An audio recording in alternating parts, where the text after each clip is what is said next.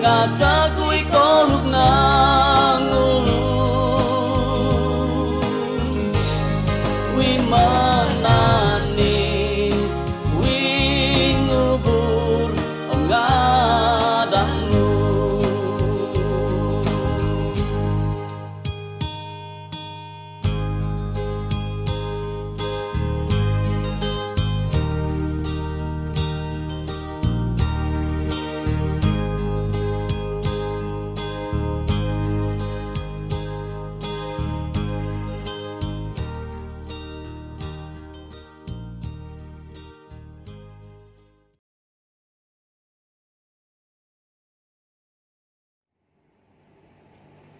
Shalom saudara terkasih, apa kabar semuanya hari ini? Doa saya Tuhan Yesus menyertai dan memberkati setiap kita, walau dimanapun kita berada. Saudara, sadar atau tidak, kita sudah masuk kepada hari yang ke-68 dalam tempo Perintah Kawalan Pergerakan ataupun PKP ini. Sudah pastinya saudara, ada banyak hal yang telah kamu dan saya lalui sepanjang waktu ini. Apapun itu saudara, tetap kuat, tetap teguh, tetap sabar, dan yang paling penting, tetap berjalan di dalam waktunya Tuhan. Baik saudara, sebelum kita teruskan lagi dengan perkongsian firman Tuhan, mari saya pimpin kita di dalam doa. Segala pujian, hormat, syukur kami naikkan kepada Engkau Tuhan, atas kasih setia Tuhan, penyertaan Tuhan untuk setiap pribadi kami, sehingga kepada saat ini Engkau sudah bersama dengan kami, walau dalam tempo Perintah Kawalan Pergerakan ini, kami percaya hadirat Tuhan terus menyertai seluruh kehidupan kami, bahkan keluarga kami. Tuhan, sebentar lagi kami akan belajar tentang firman-Mu. Engkau memberkati setiap kami yang mendengar, kami yang belajar ya Tuhan, berikan kami pengertian yang baik, pemahaman yang baik, agar firman-Mu tetap bertumbuh di dalam hati dan pikiran kami, sehingga hidup-hidup kami menjadi berkat kepada setiap orang yang ada di sekitar kami. Terima kasih Tuhan, ini doa kami, hanya di dalam nama Tuhan Yesus kami sudah berdoa dan mengucap syukur. Amin. Baik saudara, 1000 batang mancis tidak akan dapat menerangi kehidupan perjalanan saudara, tetapi cahaya keimanan yang datang dari Tuhan pasti akan menerangi kehidupan kamu dan saya. Saudara-saudara yang Tuhan Yesus kasihi, pagi ini kita akan membahas sebuah tema yang berbicara tentang berjalan dalam terang Tuhan. Saya petik ayat di dalam Yesaya pasal 2 ayat 1 hingga 5. Firman yang dinyatakan kepada Yesaya bin Amos tentang Yehuda dan Yerusalem. Akan terjadi hari-hari yang terakhir, gunung tempat rumah Tuhan akan berdiri tegak di hulu gunung-gunung dan menjulang tinggi di atas bukit-bukit. Segala bangsa akan berduyun-duyun ke sana, dan banyak suku bangsa akan pergi serta berkata, mari kita naik ke gunung Tuhan, ke rumah Allah Yakub, supaya Ia mengajar kita tentang jalan-jalannya, dan supaya kita dapat menempuhnya. Sebab dari Sion akan keluar pengajaran dan firman Tuhan dari Yerusalem. Ia akan menjadi hakim antara bangsa-bangsa dan akan menjadi wasit bagi banyak suku bangsa. Mereka akan menempa pedang-pedangnya menjadi mata bajak dan tombak-tombaknya menjadi pisau pemangkas. Bangsa tidak akan lagi mengangkat pedang terhadap bangsa, dan mereka tidak akan lagi belajar perang. Hai kaum keturunan Yakub, mari kita berjalan dalam terang Tuhan. Saudara, kitab Yesaya ini menjelaskan tentang latar belakang sejarah bagi pelayanan nubuat Yesaya, yaitu anak Amos yang adalah Yerusalem pada masa pemerintahan 4 Raja Yehuda, yaitu Uzia, Yotam, Ahaz, dan Hizkia. Antara tujuan penulisan kitab Yesaya ini dapat dijelaskan mengikut peralihan seperti sang nabi, yaitu yang pertama sekali menghadapi bangsanya sendiri, dan bangsa lain yang sezaman dengan firman Tuhan mengenai dosa dan hukuman Allah yang akan datang. Lalu melalui berbagai penglihatan yang mengandungi wahyu dan roh nubuat, Yesaya menubuatkan pengharapan bagi angkatan masa depan orang Yahudi yang ada dalam pembuangan. Mereka akan dikembalikan dari pembuangan dan akan ditebus Allah untuk menjadi terang bagi bangsa-bangsa, bukan Yahudi. Jadi akhirnya Yesaya bernubuat bahwa Allah akan mengirim Mesias dari keturunan Daud, yang dimana keselamatan pada akhirnya akan meliputi seluruh bangsa di bumi ini, sehingga memberikan pengharapan bagi umat Allah di bawah perjanjian lama dan perjanjian baru. Saudara, jika berbicara tentang berjalan di dalam terang Tuhan, kita akan membahas beberapa perkara melalui ayat pembacaan kita itu tadi. Tetapi sebelum itu saudara, mari kita lihat kepada beberapa penjelasan ini, yaitu manusia, kamu dan saya, dibahagi dalam dua kelompok berdasarkan dua cara hidup, yaitu yang pertama itu adalah hidup yang bergantung kepada Allah, dan yang kedua, hidup yang otonom dari Allah. Saudara, orang yang hidup bergantung kepada Allah memiliki kesadaran bahwa hidup ini beserta semua kekayaan apapun yang kita miliki adalah milik Allah karena ia anugerah Allah.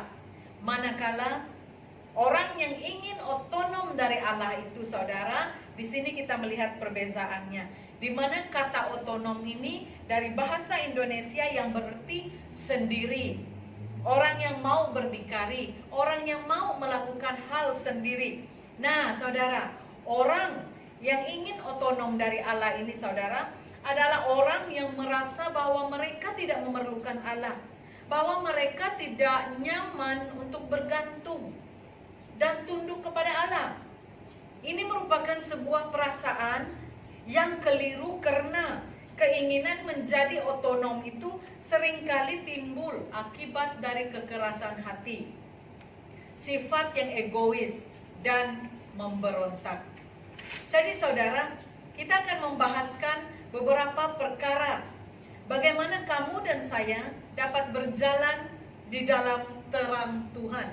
Yang pertama adalah kamu dan saya harus menjadi sumber pengajaran firman Tuhan. Saya petik dari ayat 1 hingga 3. Firman yang dinyatakan kepada Yesaya bin Amos tentang Yehuda dan Yerusalem akan terjadi pada hari-hari terakhir.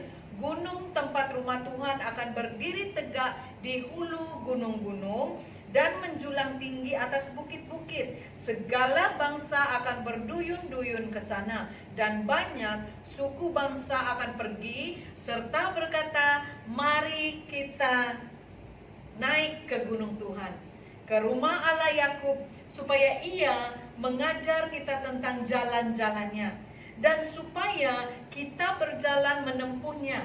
Sebab dari Sion akan keluar pengajaran dan firman Tuhan dari Yerusalem. Saudara, Allah memanggil dan memakai Yesaya bin Amos untuk menyampaikan firman-Nya kepada bangsa Israel yang Dia kasihi.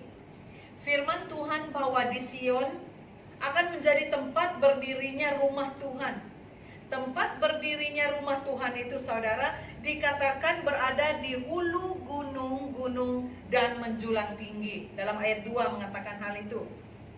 Firman Tuhan mengkehendaki agar Sion menjadi tempat yang terkemuka dari tempat-tempat yang lain. Hal ini menjadi dasar berdirinya rumah Tuhan, yaitu tempat ibadah bagi sebagian orang-orang percaya. Dan dijelaskan dalam ayat ini, saudara, tempat berdirinya rumah ibadah itu sebaiknya dibangun di tempat-tempat yang tinggi. Mengapa begitu, saudara? Memang selain kelihatan sangat baik dan indah, dengan menempatkan rumah ibadah pada dataran-dataran tinggi juga menunjukkan makna filosofi teologi yang tersembunyi. atas kekaguman orang-orang percaya akan Tuhan Allah.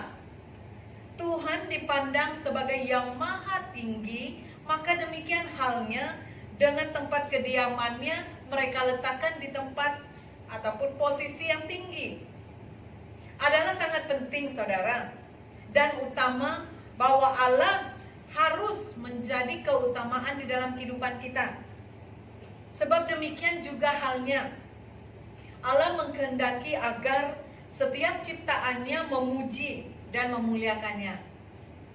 Karena makna di sebalik ayat di hulu gunung-gunung dan menjulang tinggi menunjukkan bahwasannya Allah akan tetap menjadi yang utama dan terutama dalam setiap aspek kehidupan orang percaya.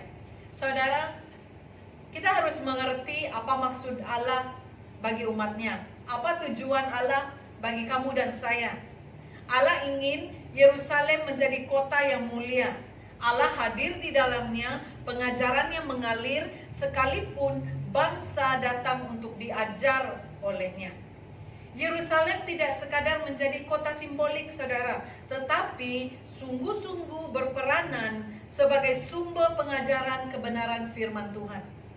Memang di sini apa yang dipaparkan oleh Yesaya bersifat eskatologi, yaitu kebenaran tentang firman Tuhan berhubungan dengan zaman akhir. Tetapi kita tidak perlu hanya duduk menanti secara pasif sampai gambaran itu kelak Tuhan Allah genapi. Umat Tuhan, yaitu kamu dan saya, gereja Tuhan sepanjang zaman harus berdoa. Harus berusaha agar diri kita dan zaman ini boleh menjadi bagian dari rangkaian tahap penggenapan nubuatan ini. Saudara, untuk berjalan dalam terang Tuhan itu, kita harus menjadi sumber pengajaran tentang firman Tuhan. Bukan hanya bagi bangsa yang diam di Yerusalem, namun juga saudara bagi seluruh bangsa, juga kepada kamu dan saya. Pada saat ini, Allah mengkehendaki bahwa bukan hanya Sion yang akan menjadi pusat dari pengajaran tentang jalan-jalan dan firman Tuhan, tetapi kamu dan saya juga.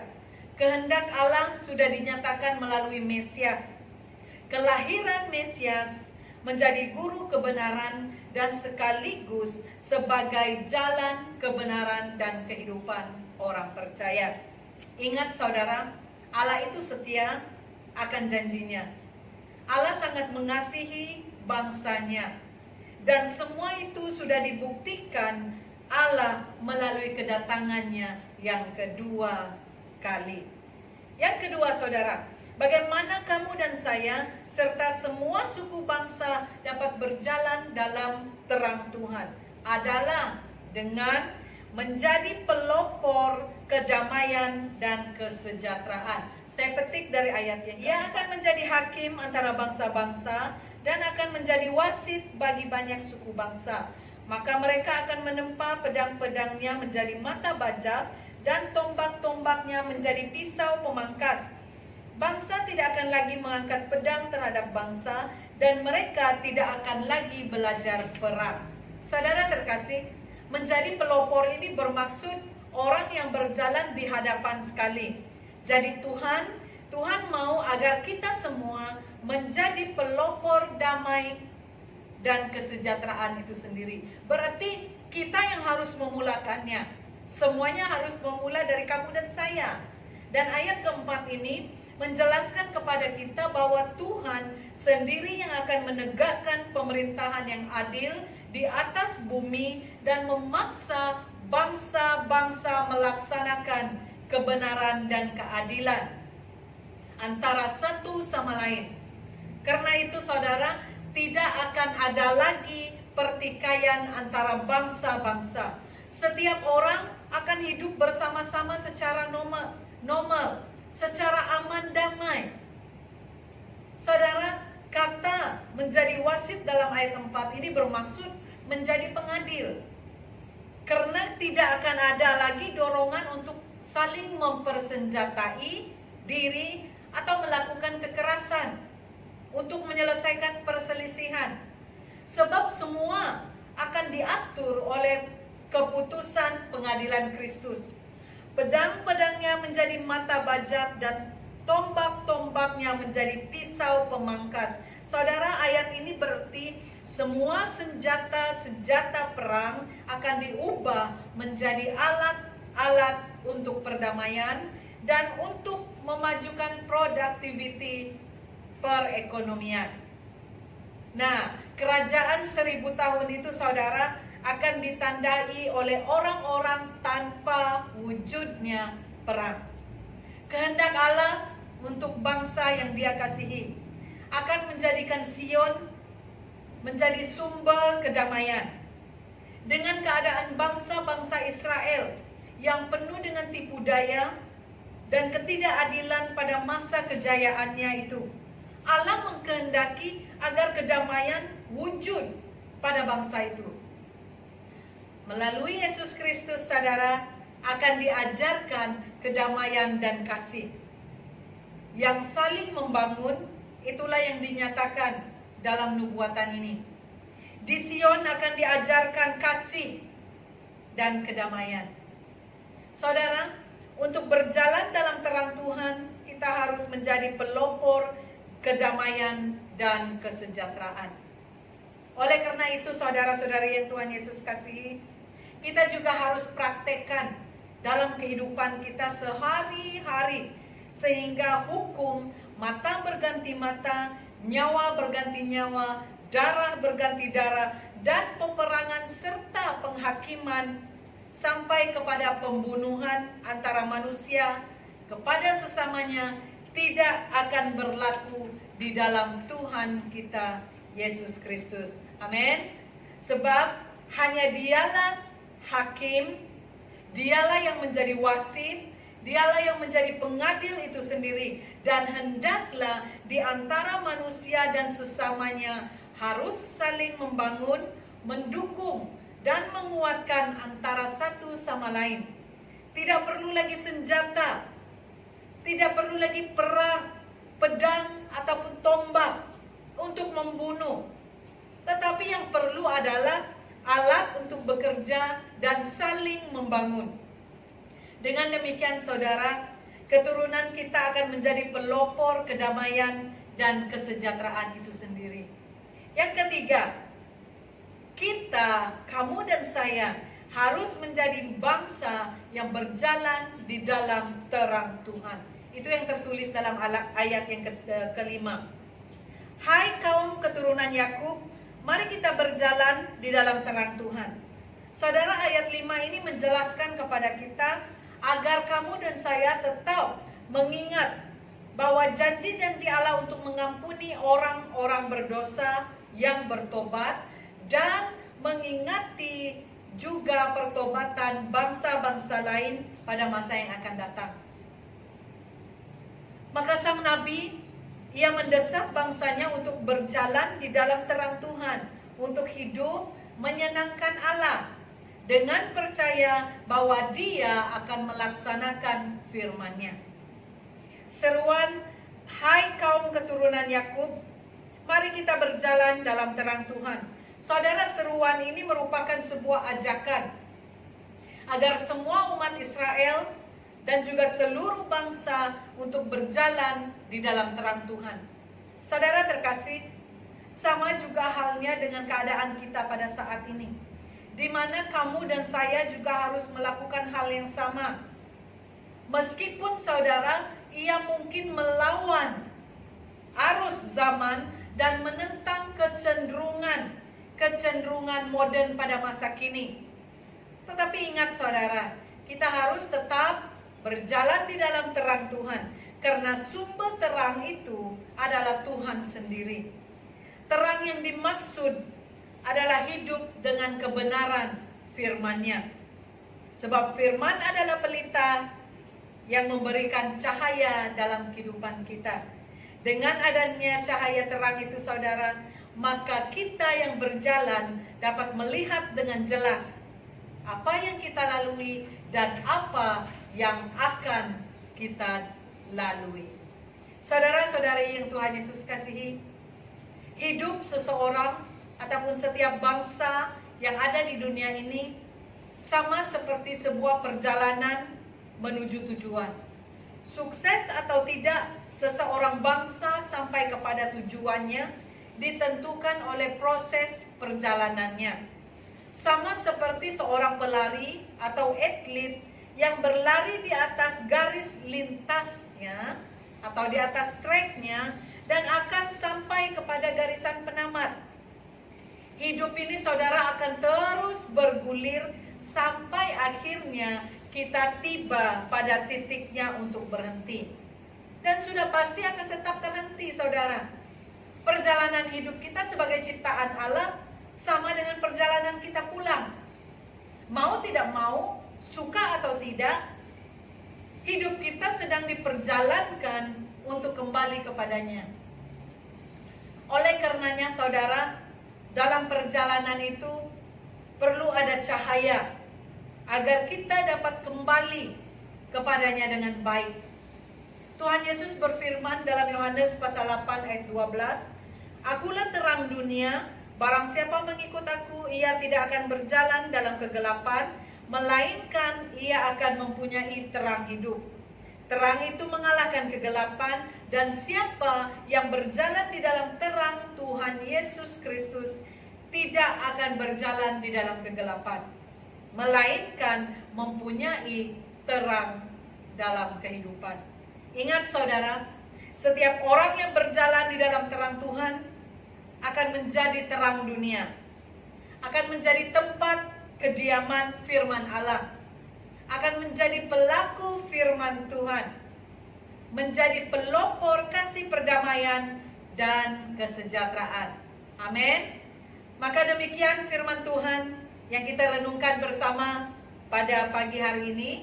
Jadi saudara, keep fighting, stay at home, and stay safe.